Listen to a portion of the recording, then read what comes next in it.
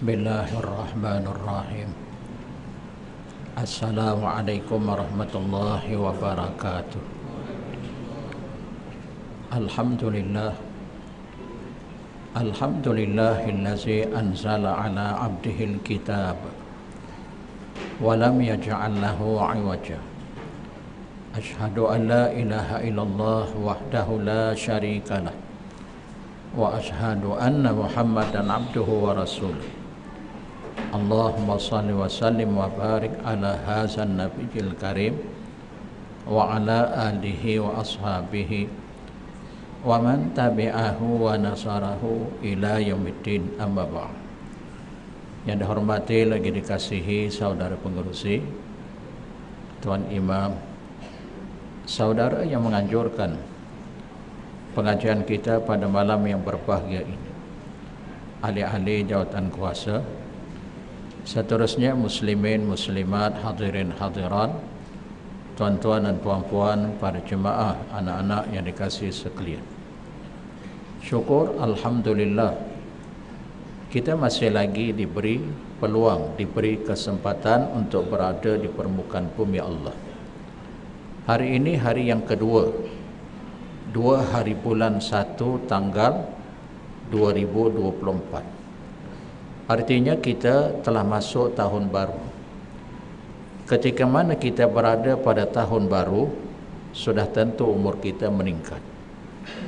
Apabila umur kita meningkat, kita perlu menyadari atau memperasani bahawa kehidupan kita semakin menghampiri, semakin mendekati dengan hari kematian.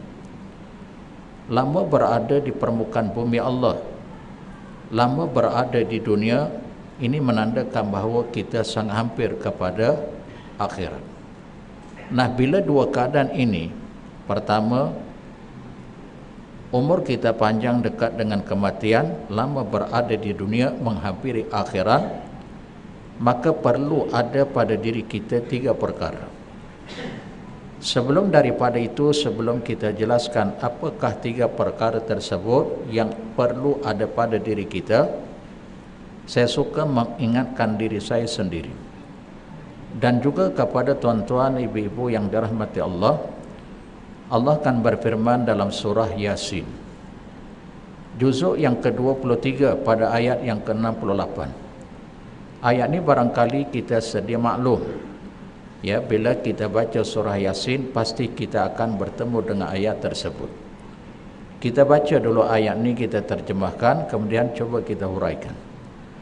Allah berfirman, a'udzubillahi minasyaitonir rajim, wa man nu'ammirhu nunakisu fil khalqi afala yaqilun. Barang siapa yang kami panjangkan umurnya, ya, yang dimaksudkan kami dalam ayat tersebut ialah Allah. Barang siapa yang kami, yakni Allah, panjangkan umurnya, umur seseorang, nescaya, kata dia Allah, nunakisu fil khalqi, nescaya kami akan mengurangkan dari sudut kejadian. Maksudnya Allah menarik sedikit nikmat. Kita berumur, berusia bukan semakin, ya, bermaksud dari sudut fizikal, luaran, jasadiah semakin berkurangan. Tenaga kita dari sudut luaran fizikal tak sama macam umur usia muda. Meningkat secara tak langsung, tidak disedari, tidak diperasani, sikit Allah tarik nikmat. Kekuatan kita sudah berkurangan. Demikian juga yang kedua, dari sudut kerohanian, dari sudut akal pemikiran, kita agak lemah. Ya, dari sudut jasadiah, yang pertama dari sudut akliyah, pengingatan kita barangkali dah agak lupa-lupa. Ya, walaupun benar ada orang, walaupun dia dah agak lanjut usianya, tapi pengingatannya masih kuat. Tapi jarang-jarang berlaku begitu. Ya, mungkin di antara sebabnya dia kerap membaca Al-Quran. Di antara kelebihan yang Allah beri kepada orang yang membiasakan dirinya dengan Al-Quran, ingatannya agak kuat. Walaupun usianya agak lanjut, 70-an, 80-an, tapi dia biasa mengamalkan Al-Quran daripada usia muda. Maka Allah beri pengingatan yang agak kuat. Tetapi secara umumnya, meningkat umur, jasad kita agak lemah, maka pemikiran kita juga agak kurang ingat. Ya, semakin berumur semakin berusia, kan ada istilah, ya istilah yang dikatakan dia dah agak nyanyo, pengikatannya sudah agak berkurangan. Baik, kembali pada ayat tadi, di penghujung ayat Allah memperingatkan kepada kita, afala yaqilun, apakah mereka tidak memikirkannya. Ya, panjang umur kami kurangkan dari sudut kejadian, Allah tarik sedikit nikmat, apakah mereka itu tidak memikirkannya. Nah, 3 perkara seperti yang saya sebutkan di awal tadi, umur meningkat, apa yang perlu kita tambah, apa yang perlu kita perbaiki. Pertama, dari sudut keilmuan. Ya, dari sudut keilmuan kita kena bertambah pemahaman kita. Dari sudut ilmu pengetahuan bab-bab agama, jangan berada di takut lama. Ya, kita barangkali kita boleh mempertingkatkan kepahaman kita terhadap agama Allah. Bagaimana tata cara kaifiatnya? Ada kuliah, pengajian, tazkirah, kita kena hadirkan diri. Ya, di masjid, di surau dan tempat-tempat lain. Ya, sebab itu di masjid, di surau, tempat-tempat lain ada pengajian, ada kuliah, ada tazkirah, pengajian, tafsir, hadis, tauhid, fiqh, tasawuf dan seumpamanya. Lalu kita menghadirkan diri sebab kita nak menambah ilmu. Ya, banyak barangkali yang kita tak ketahui, tapi dengan sebab kita menuntut ilmu kita tahu. Ya. Baik, yang kedua dari sudut amalan. Dari sudut amalan kita jangan sekadar amalan yang telah berlaku, yang telah berlalu. Maksudnya amalan kita perlu dipertingkatkan. Umur meningkat, usia agak lanjut, amalan kita dipertingkatkan. Ya. Amalan kita jangan berada di takut lama, dipertingkatkan. Ya. Kerana amalan ini sangat membahagiakan diri kita, kehidupan dunia, bahkan besok di hari akhirat. Kemudian yang ketiga, kita perlu memperbaiki syakhsiah kepribadian. Tutur kata kita perlu diperbaiki, demikian juga kelakuan perbuatan. 2 perkara ni kita kena perbaiki. Perkataan, katalah dulu, ya, zaman 60-an, usia kita muda, kita ni panah baran. Ya, cakap kita ni barangkali kasar, kesat, cercaan, makian. Maka bila umur dah meningkat, cukup-cukup kita hentikan, perbaiki diri kita. Tidak ada siapa pun yang untung dan rugi melainkan diri sendiri. Kita buat kebaikan untuk diri kita.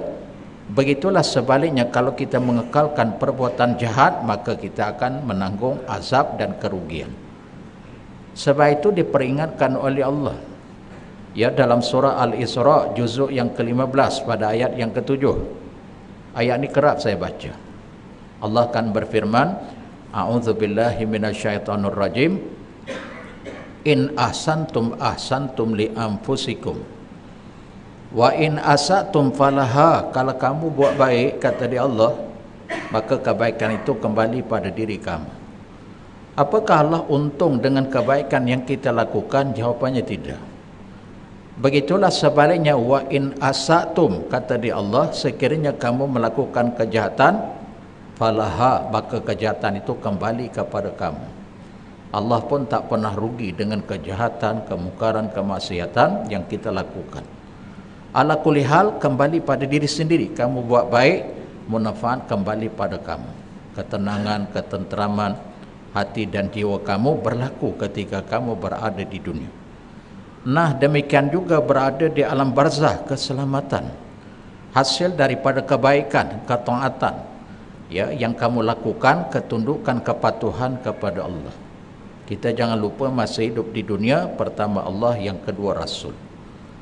Sebab itu juga dalam surah Al-Baqarah pada ayat 152, juzuk yang kedua, Allah akan berfirman, fadhkuruni adzkurkum washkuruli wala takfurun.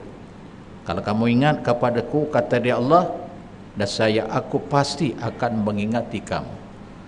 Sangat bertuah dan sangat menguntungkan kita hidup ni, daripada pagi bermula bangun tidur, kita mengingati dia. kita mengungkapkan kalimah alhamdulillahillazi ahyana ba'dama amatana wa ilaihin nusyur. Lepas tu kita ambil wudu. Kalau kita bangun awal sikit, katalah subuh pukul 6.05, kita bangun 5.45. Dah kita memuji Allah dari sudut lisan, kita pergi ambil wudu. Ya, ingat kepada Allah dari sudut perbuatan, tadi dari sudut perkataan lisan, ini dari sudut fi'li. Ambil wudu, langsung kita solat sunat. Selesai solat sunat mungkin ada 2-3 minit, 5 minit, berbaki masa untuk masuk waktu solat subuh. Kita pun zikir. Apa yang mudah? Apa yang mudah zikir? Zikir ini mudah, tapi kelebihan ganjaran fadilatnya sangat besar. Dalam hadis riwayat Imam Muslim, bersumberkan daripada Abu Hurairah radhiyallahu anhu, kalimatani khafifatani, ada 2 kalimah kata dia Nabi, khafifatani ala lisan, mudah lisan ni mengungkapkan, menutur katakannya. Wasaqilatani fil mizan, tapi berat besok timbangan di hari akhirat. Apapun kebaikan yang kita lakukan, demikian juga kejahatan, besok di hari akhirat Allah akan timbang di mizan.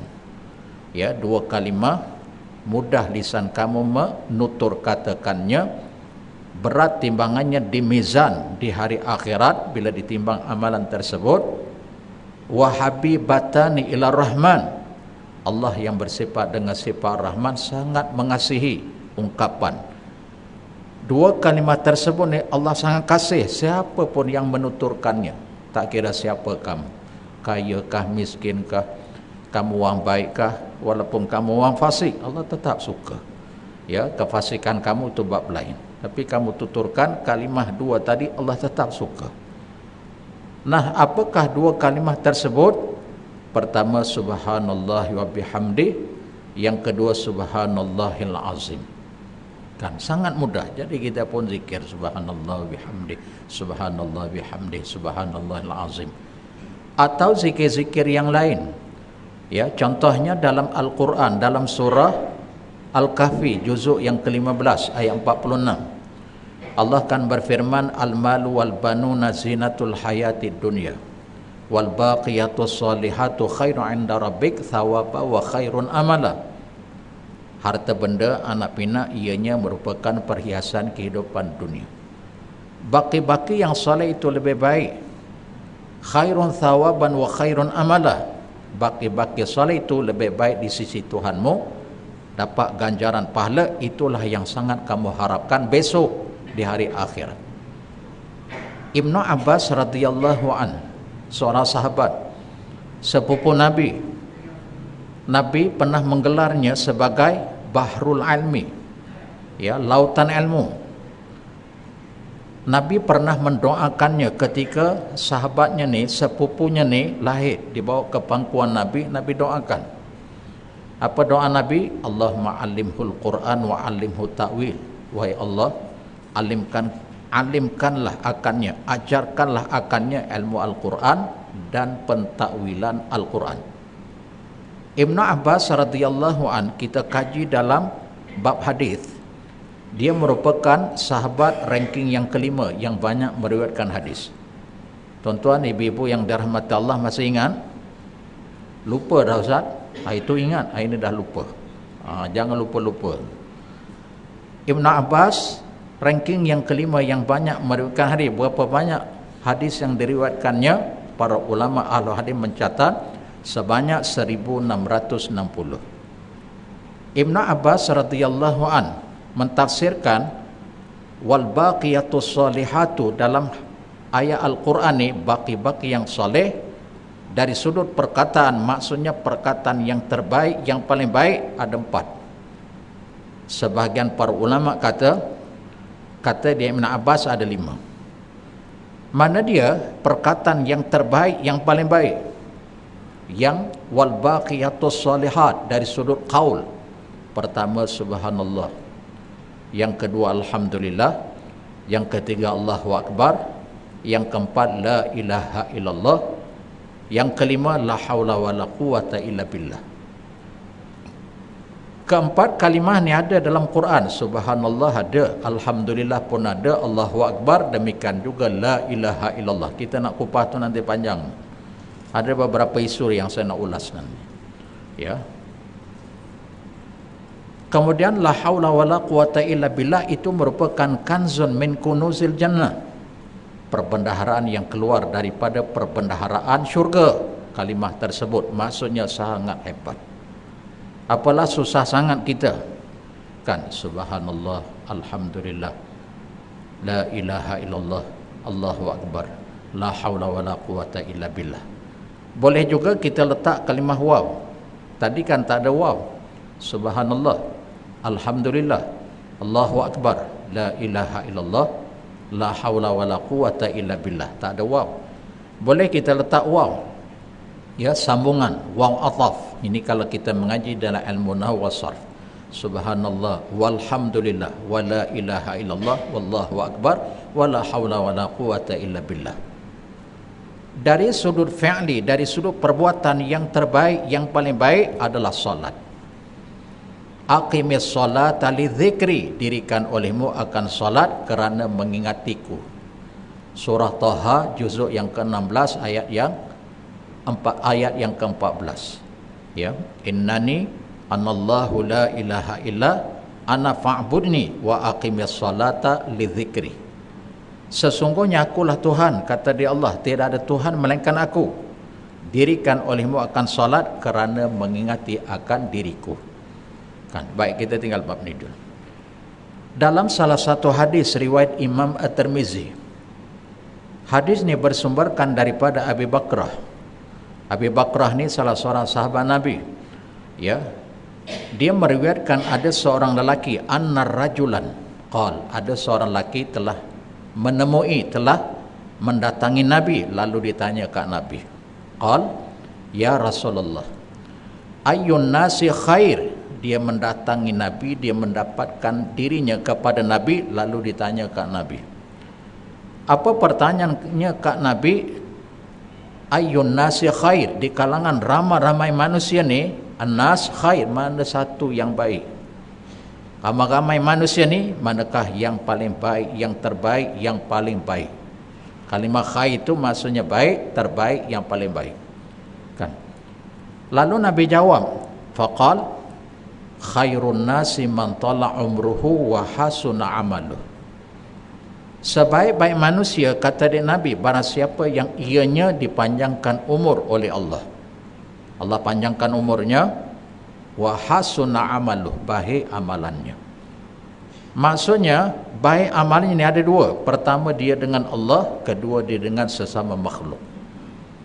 Baik amalannya dia dengan Allah dulu. Yang pertama hablum minallah. Dalam surah Ali Imran juzuk yang ke-4 pada ayat yang ke-112, Allah akan berfirman, duribat alaihimudz dhillatu aina ma thuqifu illa bihablim minallah wa hablim minan nas ila akhiril ayat. Ditimpa kehinaan di mana jua kamu berada, melainkan kamu buat hubungan dengan Allah, hubungan sesama manusia, ila akhiril ayat. Nah, pertama hubung kait kita manusia dengan Allah, yang ni dulu kita kena langsaikan, kita kena selesaikan. Kita dengan Allah ni ada hukum hakam yang berkaitan dengan wajib mesti buat, sunat buat. Cuma beza dengan yang wajib, kalau kamu tinggalkan tak berdosa, tapi hakikatnya yang sunat ni pun perintah Allah. Cuma qadar dari sudut hukum berlainan, berbeza. Wajib no choice, you mesti buat.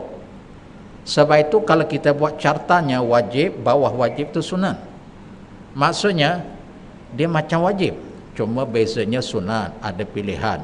Bezanya kalau kamu buat pahala, tak buat tak berdosa, berbeza dengan yang wajib. Kemudian yang kedua, lawan pada wajib haram mesti tinggal, no choice. Bawah kepada haram tu makruh.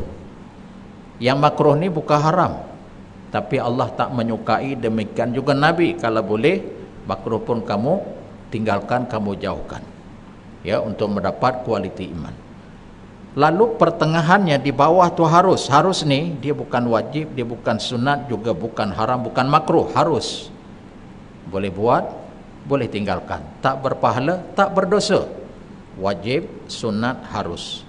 Haram, makruh, kemudian harus.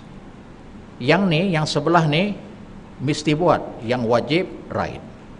Yang sunat pun right, walaupun tak dapat secara keseluruhan. La yutraku ba'duh, jangan tinggalkan sebahagian daripada.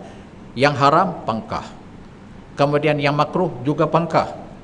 Yang harus, pangkah dan right dan pangkah. Boleh buat, boleh tinggalkan. Ya. Kemudian yang kedua, hubung kait kita dengan manusia. Hablum minan nas. Tutur kata, kelakuan, perbuatan, hendaklah beradab, berakhlak. Seorang mukmin, kata Nabi dalam hadis riwayat Imam Muslim, Imam Ahmad juga meriwayatkan, termasuk Imam Al-Hakim, bersumberkan daripada Abdullah bin Mas'ud radhiyallahu anhu. Abdullah bin Mas'ud ya sahabat Nabi. Berapa banyak dia meriwayatkan hadis, walaupun dia tak termasuk ranking yang ketujuh, 7 ranking yang terbanyak dia tak termasuk, tapi dia tetap sahabat Nabi yang akrab. Ya, pencatat ulama hadis mencatat dia meriwayatkan hadis sebanyak 848 hadis. Dan Nabi pernah menggelar dia sahibun na'lain, pembawa 2 capal. Nabi gelar dia sebab bila Nabi sampai Masjid Nabawi, Nabi buka, dia akan ambil selipan Nabi, dia akan telangkupkan. Ya, dia akan telangkupkan telapak dengan telapak dia bawa. Bila Nabi gelar dia sahibun na'lain, tukang bawa 2 sepatu, dia sangat berbangga. Dia sangat bertuah, dia dapat pegang selipan Nabi, kemudian Nabi gelar begitu, masya-Allah. Kan? Dalam hadis tu Abdullah ibn Mas'ud radhiyallahu meriwayatkan sikap, sifat, karakter seorang mukmin itu apa dia? Hadis ini riwayat Imam At-Tirmizi. Kata dia Imam As-Suyuti dalam kitabnya Al-Jami'us Shaghir. Imam As-Suyuti ni dia ulama tafsir, juga ulama hadis. Dia wafat pada tahun 911 Hijrah, usianya 62. Imam As-Suyuti ni, ya, ulama tafsir, ulama hadis, dia mengkategorikan hadis ini hadis sahih. Nah, kembali pada hadis tadi, apa Nabi sebut? Sikap, karakter seorang mukmin dan mukminah itu tidak ada 4 ciri ini, tidak ada. Laisal mukmin bitta'an, bukanlah seorang mukmin itu suka mentahmah. Apa maksud tahmah? Tahmah ni macam mencela, mencerca, ya, memaki hamun, mengata-ngata dengan perkataan yang kasar, yang kesat. Seorang mukmin dia tak ada sikap, dia tak ada ungkapan, ucapan sebegitu. Ya, apatah lagi dengan saudara seagamanya. Tapi kita rasa Allahu Akbar. Kalau ahli politik ni dalam parlimen biasa je mengata, tak rasa berdosa, rasa tak bersalah. Kan? A kata B, B kata A. Allahu Akbar. Kita ni memang berlainan ideologi, berbeza pahaman politik, tak mengapa. Tapi kita sebangsa dan seakidah, kita kena jaga agama, jaga bangsa. Sangat merugikan orang Melayu, agama kita yang sangat menguntungkan orang kafir, non-muslim. Masya Allah. Seorang mukmin, kata di Nabi, bitta'an, dia tak suka mentahmah, mencerca, mencela, memakai hamun, kata kasar, kesat. Kemudian yang kedua, wala la'an, bukan juga suka melaknat. Bukan suka melaknat. Kita ni Allahu Akbar, kadang-kadang mulut tu sebarangan cakap. Ya. Kemudian yang ketiga, walal fahish, mengeluarkan perkataan-perkataan yang kotor, perkataan lucah. Ya. Ada orang beriman, Allahu Akbar, tak kira siapa. Kadang-kala penceramah, pengkuliah, pentazkirah ada, kita perhati tengok, ya Allah, kamu berceramah, berkuliah, bertazkirah, kamu title ustaz, tempat yang kamu beri ceramah itu, ajaran agama itu di masjid, di surau, dia boleh mengeluarkan perkataan-perkataan lucah. Ada tak? Ada. Kadang-kala dengan perbuatan, ditunjuk jari. Saya pun tak gamak nak buat isyarat. Kita orang Melayu ni mungkin kita tak tahu, jari tengah ni kita tak tahu. Kan, mungkin ada lah kok yang tahu, tapi ada juga yang tak tahu pasal kita biasa-biasa.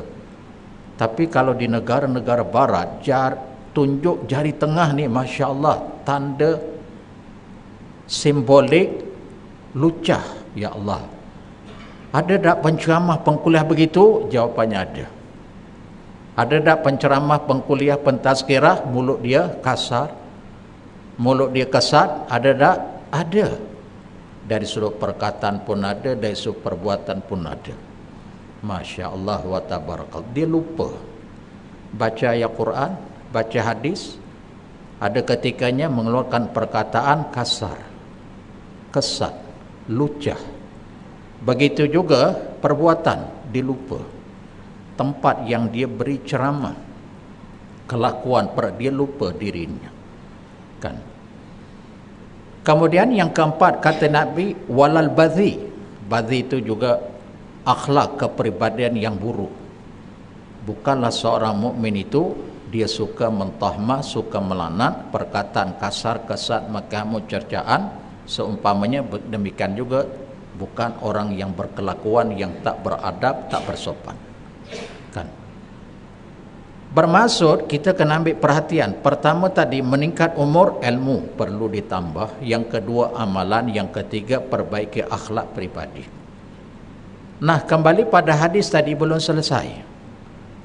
Nabi sebut sebaik-baik manusia barang siapa yang Allah panjangkan umurnya, baik amalannya, pertama dengan Allah langsai selesai. Kemudian yang kedua sesama manusia tutur katanya baik, kepribadian perbuatannya berakhlak. Okey. Lalu sahabat tu tanya lagi kat Nabi, ayyun nasi syar?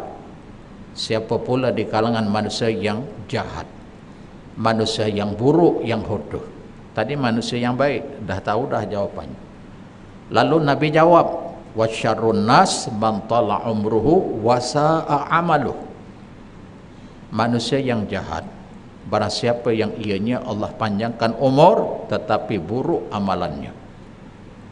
Apa maksud buruk amalannya? Jahat amalannya dia dengan Allah, tak menunaikan hak kewajipan, tanggungjawab, responsibility-nya fail. Diikut dan je.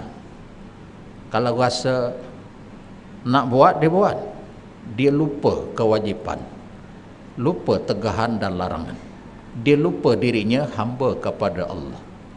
Dia lupa tentang dirinya, matlamat tujuan Allah ciptakan dia. Ikut dan. Rasa nak buat, buat. Rasa lapang buat, rasa senang buat. Kalau rasa penat, letih, nanti dululah. Kemudianlah dia lupa tentang dirinya, lupa tentang kewajipan hukum hakam. Sebab itu dalam surah Qaf, dalam surah Al-Haqqah, juzuk yang ke-29 pada ayat yang ke-18, Sayyidina Umar radhiyallahu an ketika berkhutbah, ketika menjadi khatib, mula-mula dibaca ungkapan, diperingat dekat sahabat dia. Ungkapan yang pertama disebut hasibu anfusakum qabla an tuhasabu. Hendaklah kamu sekalian bermuhasabah, hisablah diri kamu sebelum kamu dihisab besok di hadapan Allah. Dunia ni kita boleh pelas, kita boleh campur, kita boleh main, kita boleh tolak, kita boleh darab, boleh bahagi. Masa hidup dunia maksudnya muhasabah diri, mengkoreksi, merenung diri kita. Kita tahu amalan kita, kebaikan kita, kejahatan kita tahu. Kita katalah kita renung, kita muhasabah, ya Allah banyaknya lah jahat daripada kebaikan. Atau sebaliknya, alhamdulillah kebaikan aku melebihi, mengatasi daripada keburukan. Tapi dia jangan pernah merasa kepuasan dan kecukupan. Artinya kalau buruk dia kurang, jahatnya lebih, maka hentikan keburukan, tambah kebaikan. Kalau dia merasakan kebaikannya sudah melebihi, mengatasi daripada keburukan, jangan pula pernah merasa kepuasan dan kecukupan, tambah lagi. Sampai bila? Sampai ia berakhir dengan qalu inna lillahi wa inna ilaihi raji'un. Kan? Kemudian rangkap yang kedua, kata dari Sayyidina Umar, wa tahayya'u lil aradil akbar. Maaf, wazinuha qabla an tuzanu. Rangkap yang kedua, wazinuha qabla an tuzanu. Wazinuha maksudnya timbang, wazan, timbang amalan kamu ni sebelum kamu ditimbang besok di hadapan Allah. Kita besok di hari akhirat akan dimizan, akan ditimbang di neraca pengadilan Allah, kan? Kemudian rangkap yang ketiga, watahayya'u lil aradil akbar. Watahayya'u, bersiap sedialah kamu sekalian pada hari pembalasan yang sangat besar. Lalu dibaca ayat tadi. Ayat surah Al-Haqqah juzuk yang ke-29 ayat yang ke-18. Yauma izin tu'raduna la takhfa minkum khafiyah. Pada hari itu kamu sekalian akan didedahkan segala kebaikan, segala keburukan, tidak ada yang terkecuali, tidak ada yang tersembunyi. La takhfa minkum khafiyah, tidak ada yang tersembunyi di kalangan kamu, semuanya akan didedahkan oleh Allah. Besok di hari akhirat, hari akhirat ni tempat pembalasan, bukan tempat untuk kita menyesal, bukan tempat untuk menambah, untuk mengurangi kejahatan, menambah kebaikan, bukan. Bab kita meninggal, orang yang hidup menyelenggarakan 4 perkara: mandi, kapan, solat, yang terakhir kebumikan, habis. Waktu dia menerima pembalasan, bukan untuk mengeluh, bukan untuk mengesali diri, bukan untuk menambah amal kebaikan, bukan untuk menghentikan kejahatan, menerima pembalasan. Hidup di dunia boleh menambah, boleh mengurang, menambah kebaikan, mengurangkan kejahatan. Tapi bila kita dah wafat, habis. Kita sekadar menerima apa yang telah kita lakukan. Nah, sebab itu dalam surah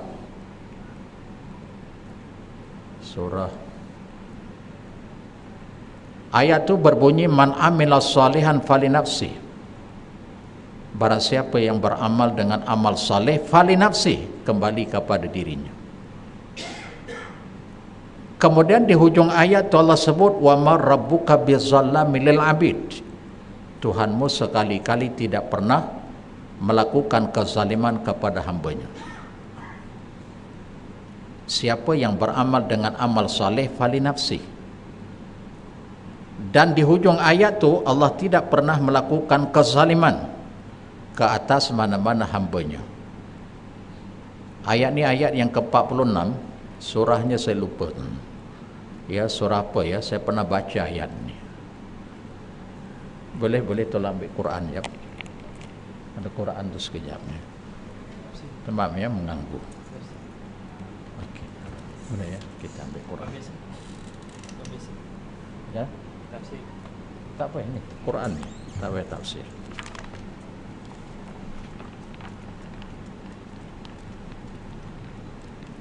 Ini kira selingan. Okey, saya dah ingat dah surah Fussilat ya. Betul ya, surah Fussilat ayat yang ke-46 juzuk yang ke-24. Sekejap ya, saya tengok. Betul ya, alhamdulillah. Surah Fussilat juzuk yang ke-24 ayat 46. Man amila salihan falinafsi. Yang tengah tadi saya lupa. Wa man asaa fa alaiha. Maklumlah faktor usia. Tadi baru kita sebut. Gitu. Kan. Wa man asaa fa alaiha. Barang siapa yang melakukan kejahatan, maka ke atas dirinya. Wa ma rabbuka bizallamil lil abid. Tuhanmu sekali-kali tidak pernah melakukan kezaliman ke atas mana-mana hambanya. Okey. Ada sikit masa lagi, berapa minit lagi? 5 minit, okey. Tuan-tuan, ibu-ibu yang dirahmati Allah, kita stop bab ni. Saya mengajar ni, ada persoalan. Kesana kemari orang tanya aja. Apa soalannya? Soalan hangat. Ya, soalan sensasi. Ustaz, tanya sikit Ustaz. Pemuda Ashabul Kahfi, apakah Islam atau Kristian? Gitu. Saya dah jawab dah. Ada 5 minit lagi ya. Sempat ke saya nak jawab? Dengar baik-baik. 10 minit ya, alhamdulillah. Dengar baik-baik. Sebelum saya jawab, merdekakan pemikiran kita, bebaskan daripada pahaman politik. Saya bukan menyokong, saya bukan membela, saya juga tidak menyalahkan sesiapa. Kita cakap beragama ni kena benar, jujur dan amanah. Itu dulu. Kita jangan, kita fokus kita pemikiran kepada yang ni atau yang ni. Kita bebaskan dulu. Tidak memihak kepada sesiapa. Ya, okey. Dalam Quran, dalam surah Al-Kahfi juzuk yang ke-15 ayat 13. Yang ni dulu kita kena faham. Allah kan berfirman, innahum fityatun amanu bi rabbihim wa zidnahum huda. Sesungguhnya mereka itu pemuda-pemuda yang beriman kepada Tuhan mereka dan Allah menambah akan hidayah kepada mereka. Yang ni tidak ada khilaf, tidak ada pertikaian, tidak ada perbalahan di kalangan ulama. Pemuda Ashabul Kahfi itu beriman. Okey. Timbul pertanyaan, di sini ada juga saya perhati tengok. Saya bukan nak kata saya pandai, bukan. Ada juga ustaz-ustaz dikeliru tu. Ya. Yang kedua, Ashabul Kahfi ni dia berlaku bukan zaman Nabi Muhammad sallallahu alaihi wasallam. Ini kita kena tahu dulu. Mereka pemuda yang beriman tu fakta yang pertama Allah yang sebut. Yang kedua bukan berlaku di zaman Nabi. Itu juga pasti. Bila dikaji oleh ulama tafsir dan ulama sirah, ianya berlaku di zaman Nabi Musa. Sebahagian ulama tafsir dan ulama sirah kata tidak, ia berlaku sesudah daripada zaman Nabi Musa. Sebahagian para ulama kata tidak, ia berlaku di zaman Nabi Isa. Faham tak? Di zaman Nabi Musa, sesudah Nabi Musa dan sezaman Nabi Isa. Okey. Di dalam Al-Quran ada dua versi tentang agama Kristian. Versi yang pertama dalam Quran surah Al-Baqarah juzuk yang pertama ayat 62. Allah berfirman begini, dengar baik-baik huraian. Innal ladzina amanu wal ladzina hadu wan nasara wasabiina man amana billah wal yaumil akhir ila akhir ayat. Nanti tak sempat. Saya ambil yang berkenaan. Sesungguhnya orang-orang yang beriman, orang-orang Yahudi, orang-orang Nasara dan orang-orang sabiin, mereka itu adalah orang yang beriman dengan Allah dan hari akhirat ila akhiril ayat. Ayat ini Allah cerita tentang 4 golongan beriman, orang Yahudi, orang Nasara dan orang sabiin. Yahudi yang dimaksudkan dalam ayat itu orang yang hidup sezaman dengan Nabi Musa, yang beriman dengan Nabi Musa, dan kitab Nabi Musa adalah Taurat. Walaupun namanya Yahudi, tapi mereka termasuk kategori orang yang beriman. Faham tuan? Kategori yang kedua Allah sebut wan nasara, beriman Yahudi Nasara. Walaupun Allah sebut Nasara, tapi Nasara di situ orang yang hidup sezaman dengan Nabi Isa, beriman dengan Nabi Isa. Kitab Nabi Isa adalah Injil. Walaupun mereka Nasara, terjemahan bahasa mereka Kristian, tapi mereka masih termasuk kategori orang yang beriman. Faham tak? Kemudian yang ketiga wasabin. Tak apa, ini kita tinggal dulu. Versi yang kedua dalam Quran surah Al-Baqarah, surah yang sama juzuk yang pertama ayat 120. Tadi versi Yahudi Nasara beriman. Versi yang kedua dalam Quran surah yang sama ayat 120, Allah berfirman walan tarda angkal yahudu walan nasara hatta tattabi millatahum. Orang-orang Yahudi, orang-orang Nasara tak akan redha kepadamu hai Muhammad sehingga engkau mengikuti agama mereka. Versi yang kedua dalam Quran menyebut Yahudi dan Nasara mereka tak beriman. Faham tak? Di sinilah ada di kalangan ustaz kita yang keliru. Yahudi di zaman Nabi Musa, Taurat beriman. Nasara di zaman Nabi Isa beriman dengan Nabi Isa, kitab mereka Injil beriman. Perhatikan dalam surah Al-Maidah juzuk yang ke-6 ayat yang ke-5. Di pertengahan ayat Allah kata begini. Wa ta'amul ladzina utul kitaba halul lakum. Ayat ni nak cerita begini. Kalau ada persoalan, boleh tak kita makan sembelihan ahli kitab di kalangan orang Yahudi, di kalangan orang Nasara? sembelihan mereka? Jawapannya boleh. Boleh tak kita berkahwin, orang lelaki Islam berkahwin dengan ahli kitab di kalangan orang Yahudi, di kalangan orang Nasara, orang Kristian? Boleh tak? Jawapannya boleh. Tetapi Kristian hari ini dan Yahudi hari ini selepas daripada kebangkitan Rasulullah, mereka sudah munafik. Kitab Taurat mereka sudah munafik, yang Nasara kitab Injil, maka mereka termasuk kategori orang yang tak beriman. Dan bila lahirnya Nabi, turunnya Al-Quran, maka Nabi-Nabi yang terakhir sudah memansuhkan Nabi yang terdahulu. Kitab Al-Quran sudah membatalkan kitab yang terdahulu. Katalah contoh, ada orang Yahudi yang masih berpegang teguh dengan kitab Taurat, ada orang Nasara yang masih berpegang teguh dengan kitab Injil.